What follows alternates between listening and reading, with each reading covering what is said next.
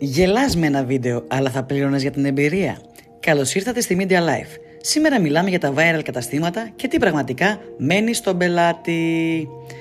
Είναι ένα θέμα το οποίο μας έχει τραβήξει την προσοχή και θέλαμε να το συζητήσουμε δημοσίως για να περάσουμε τα δικά μας μηνύματα. Τα τελευταία χρόνια όλο και περισσότερα καταστήματα στρέφονται στα social media και ιδιαίτερα σε πλατφόρμες όπως το TikTok και το Instagram, δημιουργώντας χιουμοριστικά βίντεο για να προσελκύσουν πελάτες. Εμφάνταστα σενάρια, γρήγορος ρυθμός, συμμετοχή εργαζομένων καταφέρουν να τραβήξουν την προσοχή και να γίνουν viral. Όμως πίσω από τα views και τα like γεννιέται ένα βασικό ερώτημα. Αντικατοπτρίζουν αυτά τα βίντεο την πραγματική εμπειρία του πελάτη? Αναμφίβολα το χιούμορ είναι ένα ισχυρό εργαλείο marketing. Μπορεί να δημιουργήσει οικειότητα, να φέρει κόσμο στο κατάστημα και να διαφοροποιήσει μια επιχείρηση από τον ανταγωνισμό. Ωστόσο υπάρχει και μια σκληρή πραγματικότητα, παιδιά, που δεν μπορεί να αγνοηθεί. Μια επιχείρηση δεν γεμίζει το ταμείο της από τα likes. Ο πελάτης μπορεί να γέλασε με ένα έξυπνο βίντεο, να το μοιράστηκε, να ταυτίστηκε ίσως μαζί του. Αν έρθει όμως η στιγμή να πληρώσει, αυτό που έχει σημασία δεν είναι το σενάριο, αλλά η εμπειρία. Το φαγητό δηλαδή πρέπει να είναι ποιοτικό, η εξυπηρέτηση πρέπει να είναι άμεση και όμορφη, το προσωπικό να είναι ευγενικό και ο χώρος πεντακάθαρος. Γιατί τελικά τι να το κάνει ο πελάτης να επισκεφτεί ένα κατάστημα από περιέργεια επειδή γέλασε με ένα βίντεο, όταν στη συνέχεια βρεθεί αντιμέτωπος με μια απογοητευτική πραγματικότητα? Τι αξία έχει το χιούμορ αν στην τουαλέτα συναντήσει ο πελάτης ένα λερωμένο πάτωμα? Η αντίθεση ανάμεσα στην online εικόνα και στην πραγματικότητα δεν δημιουργεί απλώς δυσαρέσκεια, δημιουργεί απογοήτευση. Την ίδια στιγμή τίθεται και το ερώτημα του τι σημαίνει τελικά επιτυχημένη επιχείρηση. Είναι επιτυχία το να συγκεντρώνει χιλιάδες προβολές και γέλια στο διαδίκτυο σε μια εποχή όπου η διασκέδαση έχει μετατοπιστεί από την τηλεόραση και τις παραδοσιακές κωμωδίες σε σύντομα βίντεο? Ή μήπως το πραγματικό κέρδος βρίσκεται αλλού, στην εκτίμηση του πελάτη για αυτό που αγοράζει, στην ποιότητα που βιώνει και στην εμπιστοσύνη που χτίζεται με τον χρόνο? Όταν μια επιχείρηση δεν έχει απλώς ένα, αλλά δεκάδες viral βίντεο, είναι δύσκολο να υποστηριχθεί ότι πρόκειται για σύμπτωση.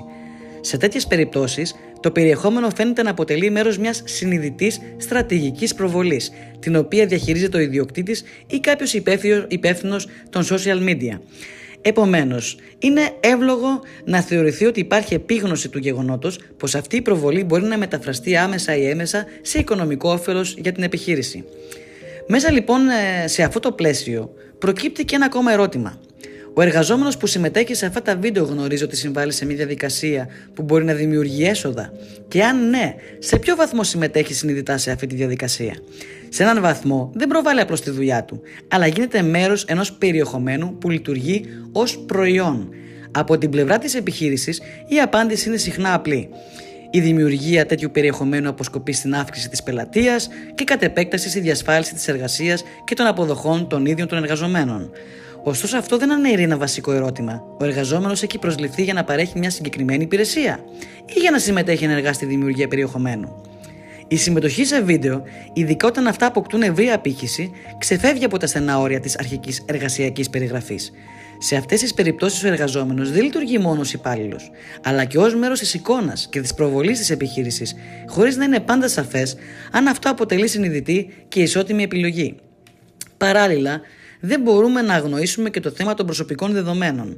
Ένας εργαζόμενος που εμφανίζεται σε ένα βίντεο εκτίθεται πλέον όχι μόνο στους πελάτες που καλησπερίζει καθημερινά, αυτούς που βλέπει δηλαδή στην καθημερινότητά του, αλλά εμφανίζεται σε χιλιάδες, ίσως και εκατομμύρια αγνώστους.